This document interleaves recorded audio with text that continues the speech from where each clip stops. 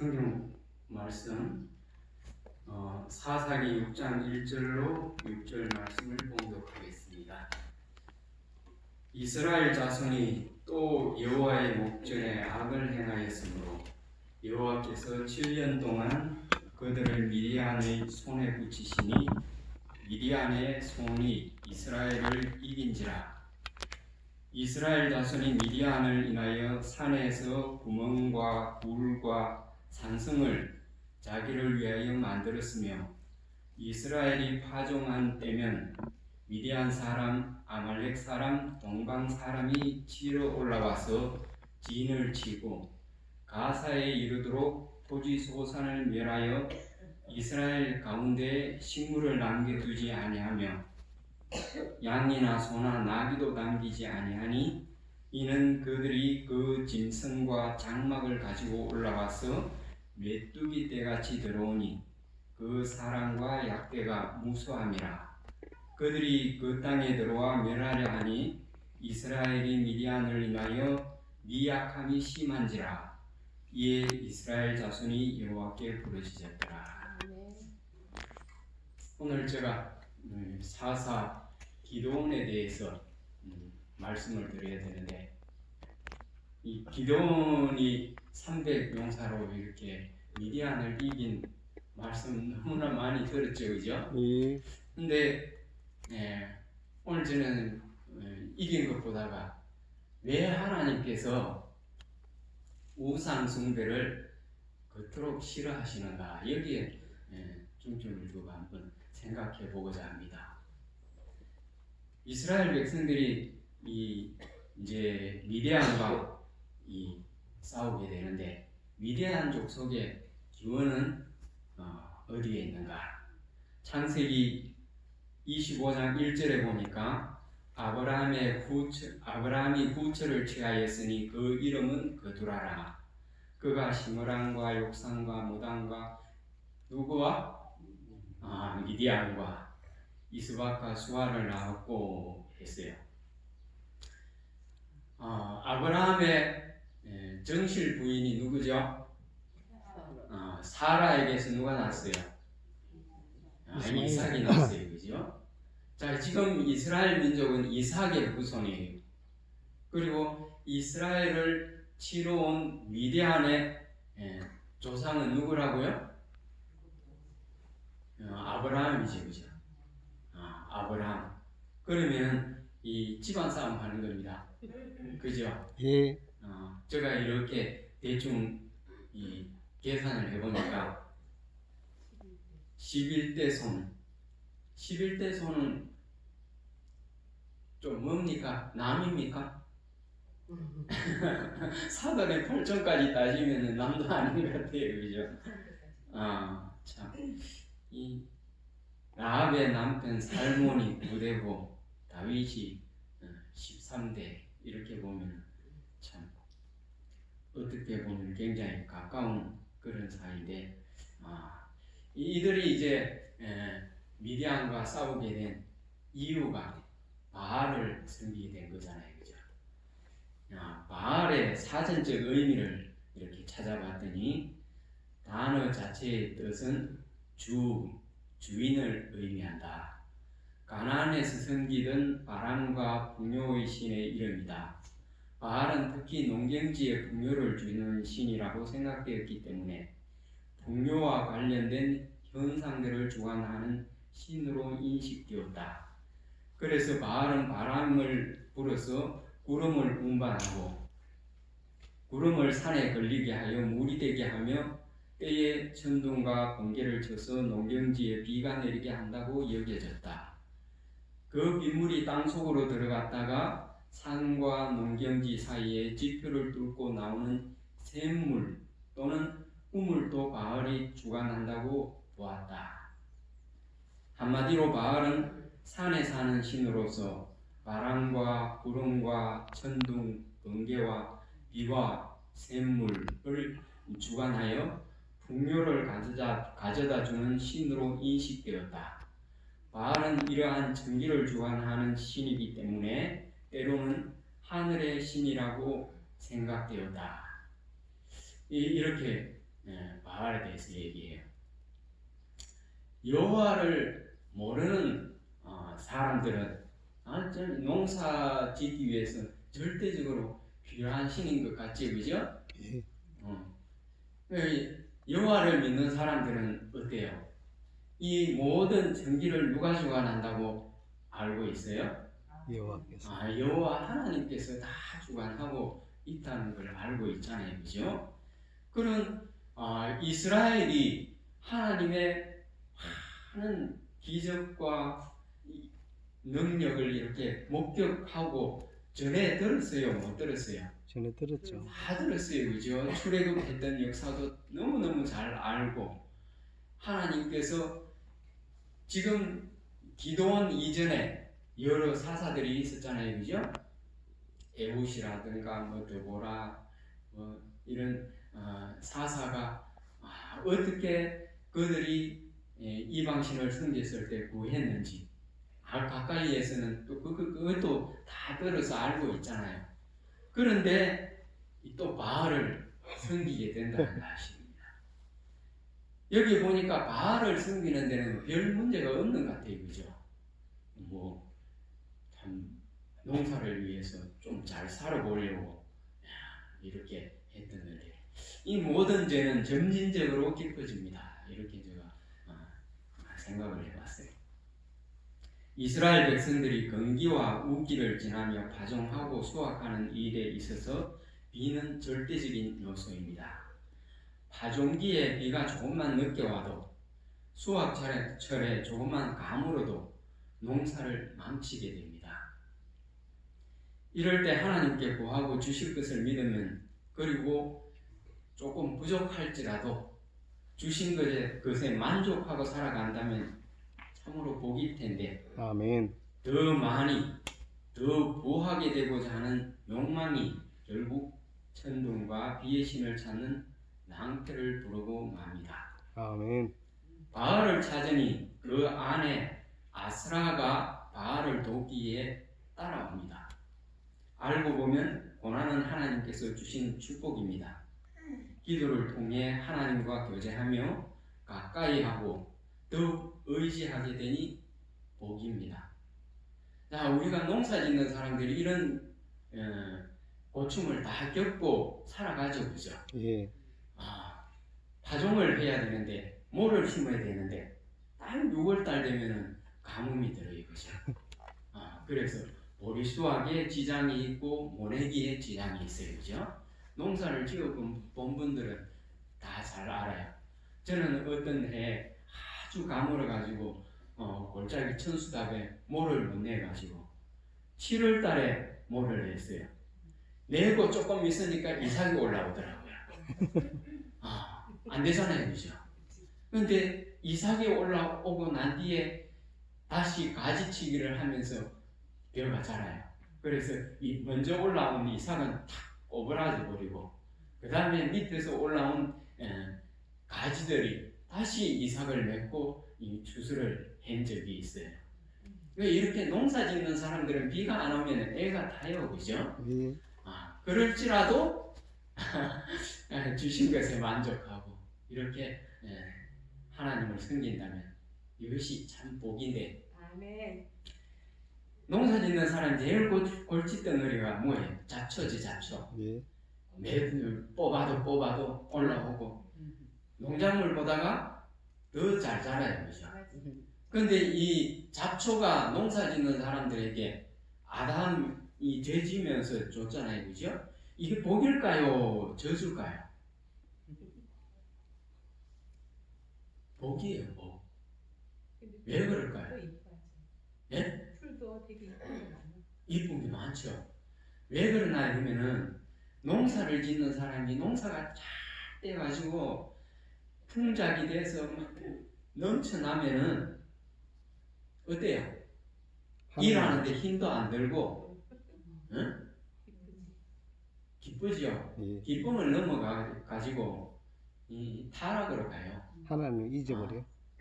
주머니 두둑하고 시간 남아 돌면은 딴 생각을 해요, 그죠? 예. 사람은 그렇게 돼 있어요. 그래서 농사 짓는 사람들이 죽으라고 가서 밭에 엎드려가 풀을 내는 게 딴 색은 생각 안 하고 일에만 정신을 쏟으면서 하나님 생각하도록 하나님께서 그렇게 만드셨단 말이에요. 아멘. 근데 이 바알을 숭배하게 되면 자동적으로 따라오는 게 아세라 숭배입니다. 왜요? 예, 아주 밀접한 관계에 있기 때문에. 예. 아브라함이 살았던 무렵의 가나안 민족은 농경을 주재하는 바알신과 아세라 여신을 믿었다. 바알신은 풍요를 가져다 주는 비와 폭풍우를, 아세라 여신은 창조와 번식을 주관했다. 여기까지 별 문제 없어요, 그죠? 그 무렵 가나안 사람들은 신들이 성행위를 자주 해야 비가 많이 내려 풍년이 된다고 생각했다. 여신이 성적으로 흥분해 땀을 흘리면 그게 비가 된다고 생각했다.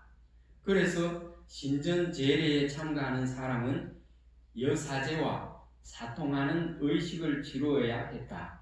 곧 바알과 아세라 신이 볼 수 있도록 신전에서 인간이 성행위를 하는 것이었다. 성행위가 곧 종교의식이었다. 당시 신전 여사제들은 성창이었다. 성창이란 제사를 드리러 온 사람들과 제례의식의 하나로 성행위를 하는 여사제들을 이른다. 이렇게 출산과 풍작을 기원하던 기복신앙은 신화를 거쳐 종교로 발전했다. 이 단계에서 등장하는 여신들이 수메르 우르크의 이난나다. 고대에서 생산을 주관하는 모든 여신들이 그렇듯 이난나 여신은 풍요와 생명을 상징했다. 아브라함의 고향 우르에는 난나 신전이 있었다. 우르크의 이난나를 우르 시대에 와서는 난나로 불렀다. 이러면서 이제 여신이 내려오는 과정을 얘기하는데 이때는 이제 아세라로 바뀐 것을 볼 수 있습니다. 사단이 이렇게 하나님의 백성들이 또는 하나님을 믿지 않는 자들이 타락의 길에 빠져서 하나님을 모르게 하도록 하기 위해서 이런 것들을 사람의 마음에 심어준 겁니다. 그래서 이 바알을 섬기게 되면 따라오는 이 일들이 이 커다란 문제를 낳아요. 여기까지 성행위까지 이렇게 끝나면 좋은데 우리가 대부분 목사님들의 말씀을 들으면 또 여기까지 하고 마치잖아요, 그죠? 그런데 더 깊이 조금 들어가 보니까 이런 문제가 있어요. 첫째, 바알 숭배의 행위는 단순하게 종교 행사로만 끝나는 것이 아닌 하나의 문화 현상이었다. 종교 행사는 어떤 신성한 의미를 지닌 해당 사회의 구성원들에게 해도 좋은 것으로서 여겨지는 경향이 있다. 따라서 바알 숭배에서 나타나는 집단 성관계와 같은 남교 행위는 해당 구성원들에게 어떠한 윤리적 저항심도 남기지 않았다. 이걸 당연하게 생각하도록 만드는 게 사단이에요. 우리나라도 지금 그렇잖아요, 그죠? 간통죄가 폐지됐어요, 그죠? 그러면은 뭐예요? 간통을 해도 괜찮다는 얘기잖아요, 그죠? 이런 걸 이제 볼 수 있습니다. 둘째는 집단 성관계의 가장 커다란 문제는 성관계를 가지고 나서 발생하는 아이들의 아버지가 누구인지를 찾지 못하는 문제를 야기시킨다. 왜냐하면 남교 행위에서는 남성들의 정액이 여성들의 질 안에서 서로 뒤섞여 버려서 어떤 정액으로 수정되었는지 알 수 있는 방법이 없었기 때문이다. 지금에서야 유전자 검사로 누구의 자식인지 알 수 있지만 당시에는 이런 기술이 전무했다. 또한 이러한 난잡한 형태의 성관계는 해당 사회에서 빈번하게 이루어짐으로 인해 아버지가 누구인지 모르는 아이들의 출생이 매우 빈번해진다. 그런데 여기서 이제 세 번째로 넘어가면 더 큰 문제가 발생해요.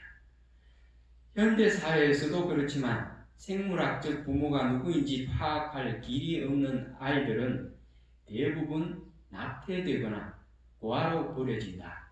그러나 낙태와 같은 행위는 고대 사회에서는 하기 어려운 위험한 행위였으므로 그들은 안전하게 아이들이 태어날 때까지 기다렸다가 태어나고 난 이후에 뭐를 선택했다고요?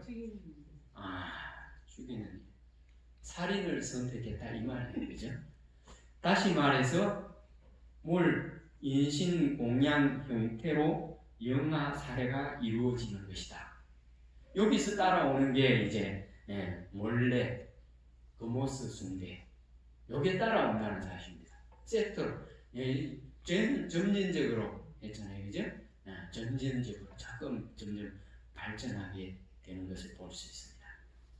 자, 이게 이제 아이들을 인신공양하는 몰래 암몬 지역에서는 암몬 족속들은 몰렉이라고 그러고 이 모압 사람들은 금오스라고 그랬는데 이 우상에게 자식들을 인신공양으로 바치는 겁니다.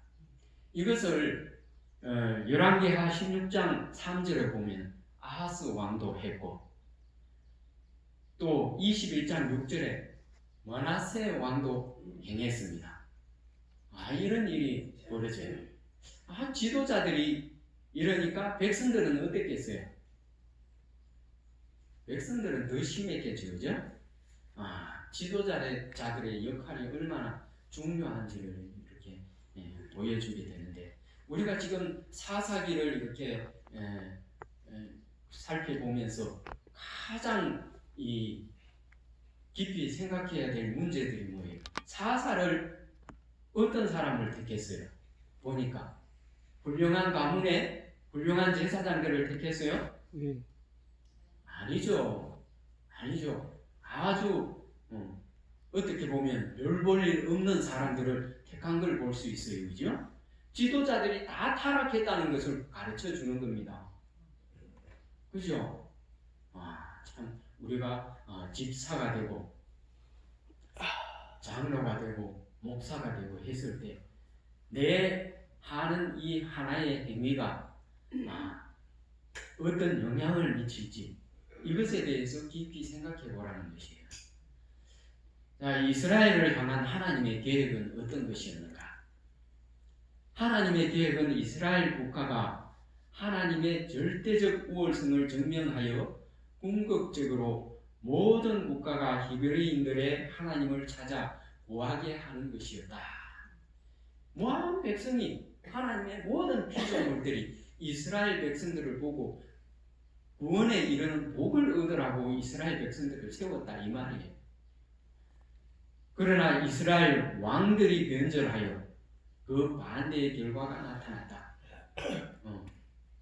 왕들은 어떤 사람이에요? 쉽게 말해서 호의호식하는 사람들이에요. 그죠? 권력을 행사하고 먹고 사는데 아무 염려가 없고 시간이 남아도는 사람들. 이런 사람들이 왕들, 귀족들 이런 사람들이 변절을 먼저 했다 이 말을 얘기하는 거예요. 주변 국가들은 그들의 눈에 이스라엘을 정복한 국가의 신들보다 열등한 존재인 듯 보이는 이스라엘 하나님을 멸시하도록 인도되었다.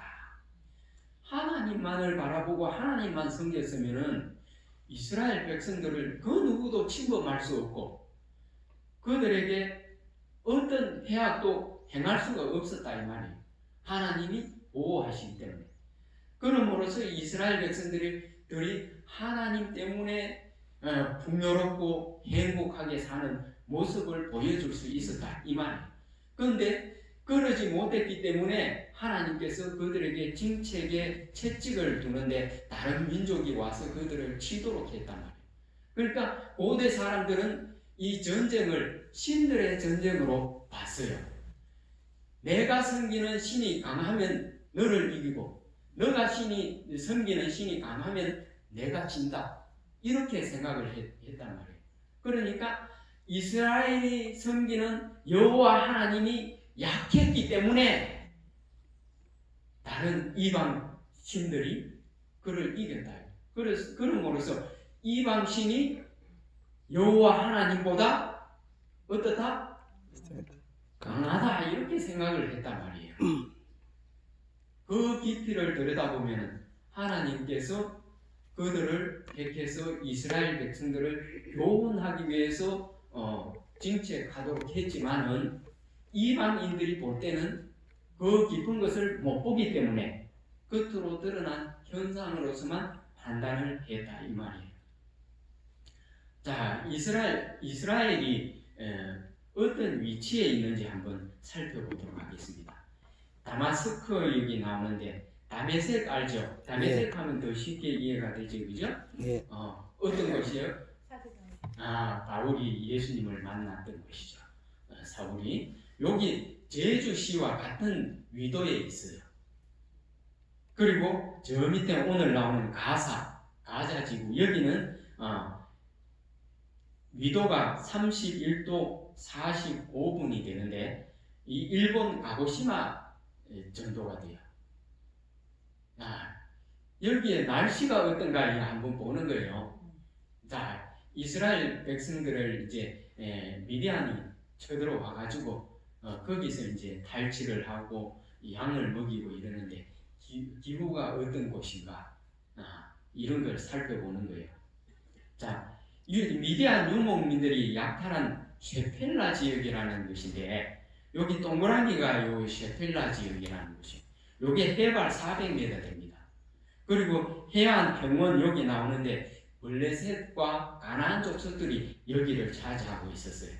그리고 예루살렘은 이 높은 산 위에 해발 760m 해놨는데 뭐 여러 가지 자료들을 보면 720m에서 여러 막 높이로 책정을 해놨더라고요. 근데 이 높은 곳에 위치하고 있었어요. 그래서 이 세펠라 지역은 이스라엘 백성들이 많이 싸움을 벌였던 그런 곳이에요. 자, 블레셋이나 가나안 사람들은 이쪽으로 쳐들어와서 이스라엘 백성들을 몰아내고 싶겠죠. 그죠? 가나안을 말하자면 회복시켜서 독립하고 싶어요. 그런데 이스라엘 백성들은 하나님의 명령에 따라 가지고 이까지 다 정복하기를 원했어요. 그러니까 쳐내려가야 되는데 못 쳐내려가요. 그죠? 겁이 많아가지고 하나님만 믿었으면 다 정복하고 아무런 문제가 없을 텐데 하나님을 제대로 안 믿었기 때문에 이런 현상이 발생됐어요. 그죠? 자, 이 미디안 백성들이 얼마가 올라왔나 이러면 메뚜기처럼 올라왔다 그러는데 인구가 약 40만 명이 올라왔어요.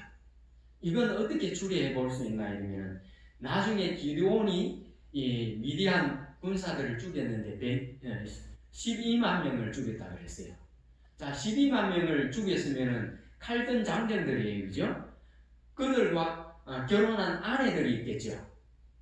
그러면은 24만이 돼요, 그죠? 그리고 아이들과 노인들 합치면은 거의 한 40만 명 정도가 된다는 것입니다. 근데 이들이 기르는 가축대가 또 있잖아요.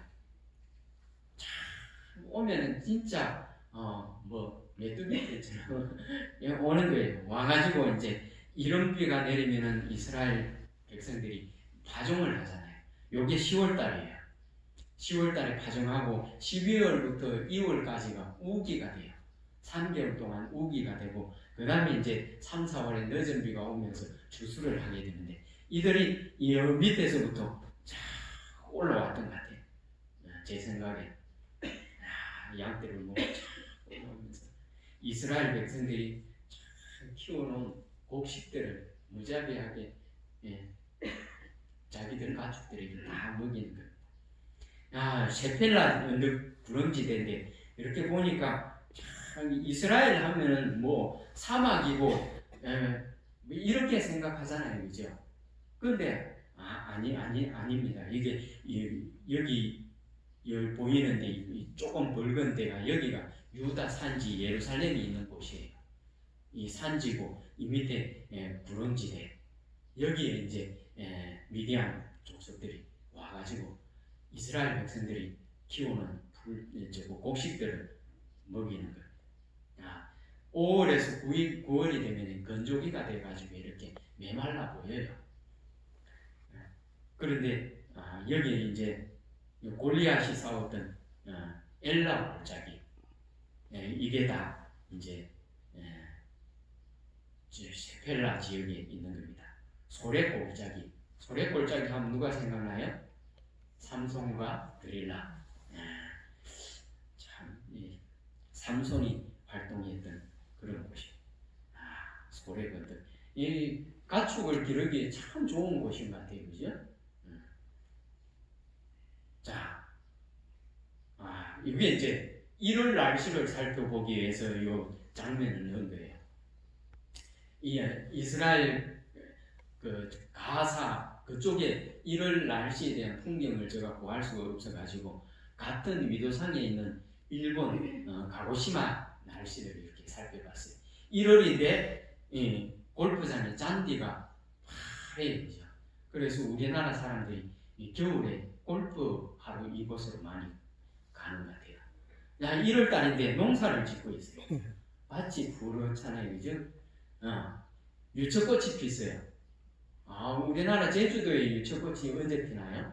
4월. 3월 말. 예, 3월 말부터 4월까지 이렇게 피게 되는데 1월 달에 이렇게 유채꽃이 피어요. 1월 달인데 뭐가 피었어요? 튤립. 튤립이 피고 밑에는 펜지가 피었어요. 우리는 4월 돼야 이제 사다가 심죠, 그죠? 이렇게 기후 차이가 많이 나요. 그러니까 그들이 우기 때가 되면 이제 온다 그랬거든요. 미디안이 오면은 10월 달에 파종해 놓은 곡식들이 얼마나 자랐을까요? 자, 이렇게 우리나라 4월 달 보리밭에 보리가 자란 걸 이렇게 볼 수 있는데 이렇게 잘 갖고 놓은 이 곡식들을 40만 명이나 되는 인구들이 자기들이 기르는 가축을 몰고 와서 이걸 뜯어먹이는 거예요. 이렇게 양떼를 몰고 와가지고 다 뜯어먹이는 거예요. 양떼 많죠? 예. 이런 양떼들이 와가지고 거의 한 3, 4개월 동안 거의 6개월 가까이 되는 것 같아요. 그죠? 10월 달부터 4월까지 7개월인데 그 중에 6개월만 반년만 와서 뜯어먹다 그래도 엄청나게 뜯어먹잖아요. 그죠? 이 많은 가축들이 양들만 있는 게 아니잖아요. 소도 있고 낙타도 있고 나귀도 있고 그러니까 이스라엘 백성들이 농사를 지어놓은 거 한마디로 싹쓸이하고 다 망치는 겁니다. 자, 하나님의 채찍 그래도 얄미운 미디안이 참 하나님의 도구로서 이곳에 왔잖아요, 그죠? 이스라엘 백성들을 깨우치기 위해서 왔어요. 그러나 그들이 저녁을 휩쓸면서 다 뜯어먹이고 갈 때는 뜯어먹고 나면은 또 싹이 가지가 치고 올라오잖아요, 그죠?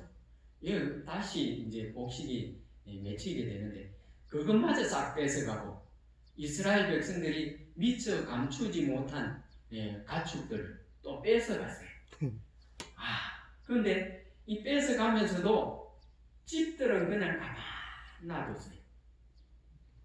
집들은 거물지도 안 하고 불태우지도 안 하고 그냥 그대로 보존해놨어요. 왜 그랬을까요? 매년에 또 와서 농사. 자기들이 돌아가고 난 뒤에 이스라엘 백성들이 숨어가지고 살다가 다시 돌아와가지고 건기 어렵게 지내고 난 뒤에 이제 이런 비가 오면 10월 달에 밭을 갈고 곡식을 파종해가지고 또 잘 갖고 놓으면 자기들이 와서 그걸 또 뜯어먹이려고 집을 남겨놓고 얄밉잖아요. 이 일을 7년 동안 반복했다 이 말이에요. 이 미디안 사람들이 오면 이스라엘 사람들은 자기 집을 버리고 이 산에 가서 사는 거예요. 이 굴, 자연 굴도 있고 자기들이 판 굴도 있고 이렇게 굴을 뗄 수 있으면 높은 곳에 전망이 좋은 곳에 갖다 놓고 있으면 이 미디안 사람들이 오면 알고 방어할 수 있는 그런 여건이 되죠, 그죠? 이거는 이제 베테랑인데 그리스도인들이 박해를 피해 가지고 도망갔던 곳도 이런 곳이잖아요. 어려 보여요, 그죠? 이런 자연 동물도 피하는 곳입니다. 엥게디 굴이나 뭐 이런 막벨라 굴 이런데 다 도망가서 사는 곳입니다. 이 자연 동물 이거는 1968년에 발견됐는데 길이가 얼마 안 돼요, 그죠? 83m, 넓이가 60m, 높이가 15m. 동물 멋있나요? 예. 이런 동물도 이스라엘이 석회암지대이기 때문에 많은데 발견을 잘 못하는 경우들이 있는 것 같아요. 요거는 이제 이 동굴은 소래 골짜기에 있는데 그 삼손이 살던 지역에 있었어요. 근데 삼손은 몰랐던 것 같아요. 드릴라한테 빠져가지고. 자, 이스라엘의 범죄의 대가 이렇게 또 살펴보는데 그들이 이렇게 7년이라는 세월을 집을 두고 산지 그것도 우기우중충하고 습한 굴에서 굶어가며 겨우 목숨을 연명한 것은 처음엔 농사를 잘 지어서 가족과 함께 좀 더 풍족한 생활을 하고 싶어서 바알에게 농사에 필요한 비를 구하다가 좀 더